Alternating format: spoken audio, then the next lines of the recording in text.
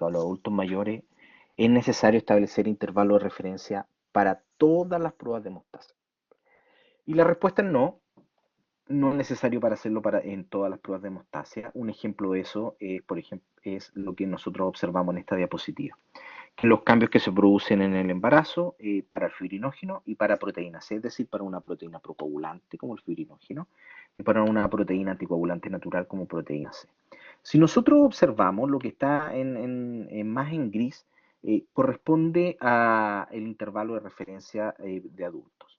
Y nosotros vemos claramente que en el caso del fibrinógeno, ya a partir del tercer trimestre, es decir, a partir de la semana 28-29 aproximadamente, nosotros empezamos a observar que los resultados escapan a lo que nosotros consideramos como un intervalo de referencia. Por lo tanto, para embarazadas y particularmente para fibrinógeno, si nuestro laboratorio realiza medición de fibrinógeno en embarazada, la recomendación sería establecer el intervalo de referencia para este parámetro de la hemostasia a partir del tercer trimestre del embarazo.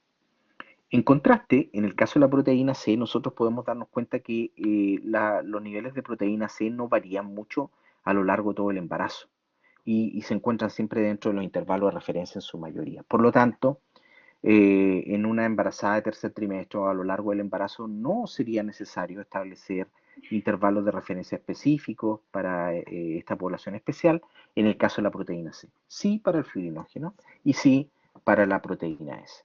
Por lo tanto, llegamos también un poquito a esta conclusión que para el caso de fibrinógeno, para el caso de factor 8, para el caso de factor von Willebrand, sí sería necesario establecer intervalos de referencia.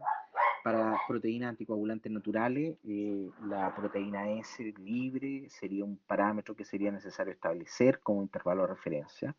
Y si es que se midiera alguna otra proteína de la fibrinolisis, que en realidad no son muchos los laboratorios que hacen estas mediciones, sería necesario, por ejemplo, en el caso del inhibidor del activador del plasminógeno, dado que su elevación es muy significativa en embarazada.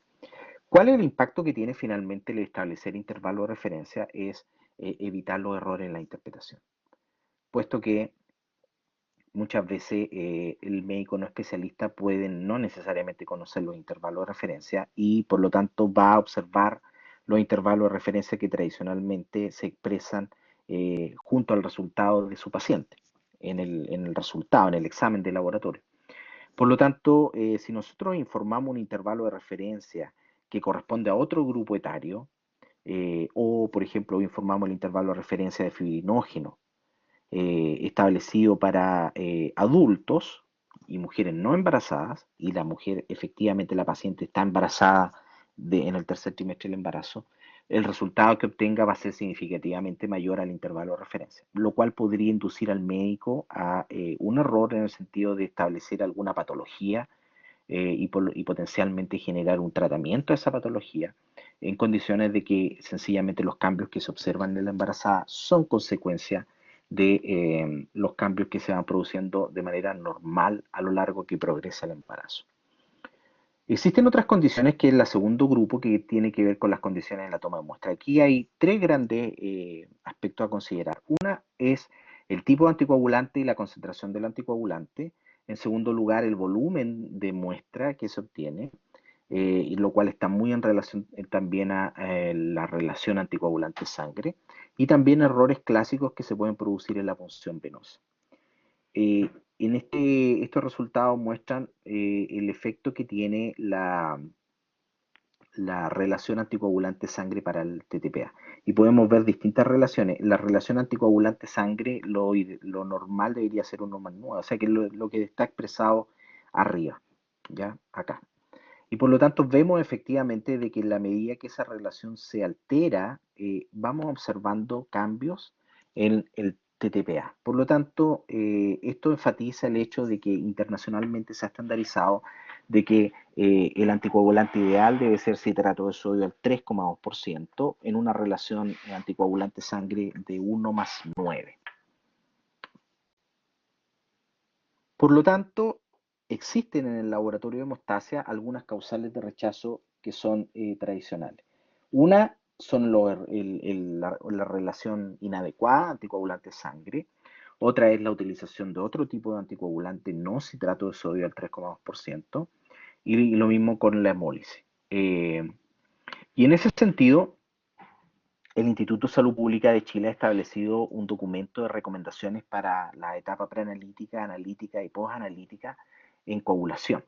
Este documento es un documento, el documento que está puesto acá ha sido subido en cursos anteriores, pero igualmente se los voy a dejar en la plataforma para que ustedes lo puedan analizar. Este documento es del año, fue publicado en 2014 y fue realizado en 2013 y actualmente está por salir un documento. Yo creo que de aquí a fin de año debería estar lista la actualización de estas recomendaciones, donde tuvimos la posibilidad de participar y por lo tanto, digamos, son recomendaciones para todos los laboratorios clínicos a nivel nacional respecto de las distintas fases de pruebas de coagulación. Aquí este el documento no es el actual, es el documento del 2014, donde lo que hago es destacar algunos aspectos relativos a la obtención de la muestra de sangre. Por ejemplo, destaqué que la punción venosa debiera utilizar un torniquete por menos de un minuto, esa es la recomendación, máximo un minuto de torniquete. Eh, Una vez obtenida la muestra, se debe sacar la aguja con pinza y traspasar la muestra al tubo correspondiente, que corresponde a citrato de sodio. Eso para el caso de muestras que son tomadas con jeringa y luego son traspasadas a tubos al vacío. Es decir, la recomendación es que si se utiliza jeringa, se saque la aguja, se abra el tubo, se destape el tubo, se traspase la muestra y luego se mezcle.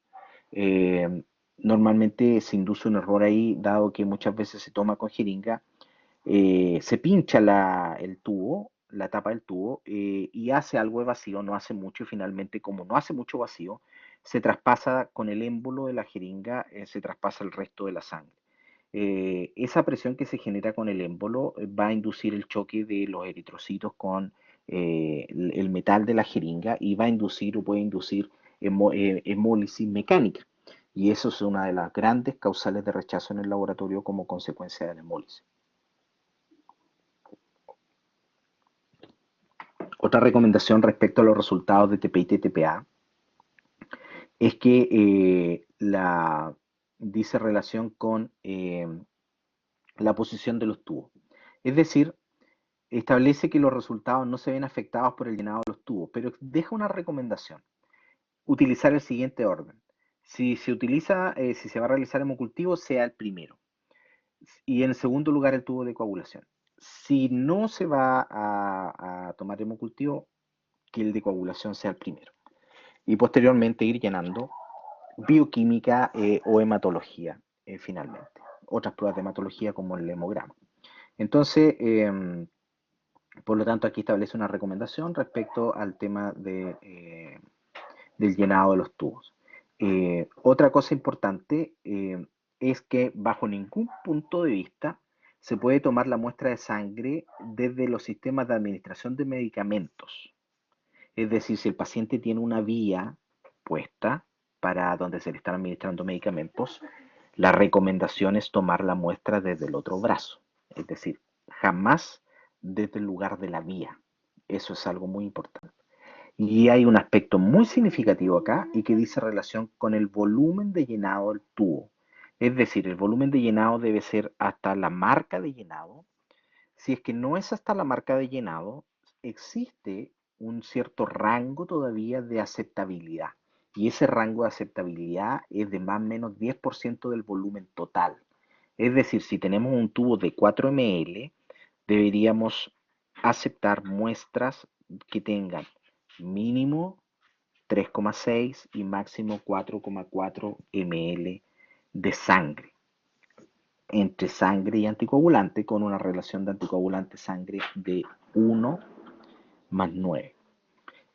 También la homogenización es importante, es decir, se sugiere 10 inversiones completas sin agitar, es decir, tiene que ser lento, porque la formación de espuma afecta a las pruebas de coagulación. Y así como esto, ustedes pueden ir revisando algunas otras recomendaciones. Respecto, ¿qué es lo que dice este documento de recomendaciones en cuanto a los criterios de aceptación o rechazo de muestra? Eh, Estos son los criterios finalmente de rechazo. una muestra que esté coagulada, un tubo mal rotulado o sin rotular, porque no tenemos claridad de que efectivamente corresponda al paciente, una muestra que esté derramada, que el llenado del tubo sea superior a más o menos el 10%, es decir, ahí lo que hay que definir es que es una relación inadecuada anticoagulante-sangre y hay que solicitar una nueva muestra. Tubos donde la etiqueta no coincida con el color de la tapa. Esto es algo que alguien puede decir es imposible que ocurra, pero sí puede ocurrir cuando se toman las muestras con jeringa y se traspasan hacia los tubos, porque se abren todos los tubos, se destapan, se pasa la sangre, finalmente los tubos se tapan y se mezclan. Pero efectivamente podríamos tener una tapa, por ejemplo, un rótulo de un tubo que sea lila y finalmente la tapa sea color celeste, que es el color que indica el citrato de sodio. Claramente, lo que ahí ocurrió es que el tubo corresponde efectivamente a un tubo tapa lila, es decir, un tubo que tiene DTA como anticoagulante, pero que fue mal tapado y que fue tapado con la tapa del tubo con citrato de sodio. ¿Qué significa eso? Que ese es un tubo que tiene un error, claramente ahí el problema es que tiene un anticoagulante adecuado y por lo tanto es una causal de rechazo. Y así como eso, pueden haber muchas otras causas. Yo les sugiero que en honor al tiempo, que ustedes posteriormente las revisen con calma y las vayan analizando. Por lo tanto, respecto a la colección del espécimen, es importante, en primer lugar, chequear permanentemente los tubos, que los tubos correspondan al anticoagulante, que los tubos no se encuentren vencidos. También es necesario estandarizar la toma de muestra, es decir, que el tecnólogo médico, que es el responsable de la toma de muestra, que tiene que ser el responsable de la toma de muestra, es el que tiene que establecer protocolos claros y definidos para que quienes trabajen en la toma de muestra, que no necesariamente tiene que ser el tecnólogo médico, pueden ser enfermeras, pueden ser matronas, pueden ser TENS, ¿ya? Quienes trabajen en la toma de muestra tengan claro respecto a cómo tomar la muestra, en qué condiciones, cómo mantener esas muestras hasta que se llevan al laboratorio, etcétera. Es decir, es responsabilidad del tecnólogo médico lo que ocurre en la toma de muestra. Pues bien, respecto a la última parte que dice relación con las condiciones en que nosotros manejamos el espécimen, voy a dar algunos ejemplos. Un aspecto importante es el tiempo que transcurre desde que se toma la muestra hasta que se procesa. Y aquí las recomendaciones del ISP establecen algunas cosas. El TTPA es estable por 4 horas desde la toma de muestra a temperatura ambiente sin centrifugar o centrifugada sin destapar.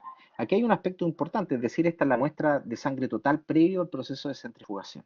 Es estable hasta por 4 horas, es decir, tenemos que trasladarla al laboratorio en un máximo de 4 horas desde la toma de muestra. Esto es relevante dado que muchos laboratorios tienen tomas de muestra periféricas y por lo tanto se toman las muestras hasta una determinada hora de la mañana y posteriormente se llevan al laboratorio. En resumen, es importante estandarizar ese aspecto del tiempo que transcurre desde que de que la muestra se toma hasta que se comienza a procesar. Aquí hay un aspecto importante, dice sin destapar, aun cuando se centrifugue sin destapar. Eh, Cuando se destapa la muestra hay cambios en el pH de la muestra y eso puede afectar los resultados, por lo tanto ahí hay un aspecto a considerar. Si el plasma de TTPA es separado del contenido celular, es estable hasta por 4 horas refrigerado. Es decir, si nosotros una vez que lo centrifugamos, lo separamos, sigue siendo estable por 4 horas más, siempre y cuando esté refrigerado. ¿Ya? Dice también a temperatura ambiente, pero quizás la recomendación mejor sería refrigerado. La muestra de plasma para tiempo protrombina es estable hasta por 24 horas en la misma condición inicial, es decir, sin centrifugar o centrifugada sin destapar.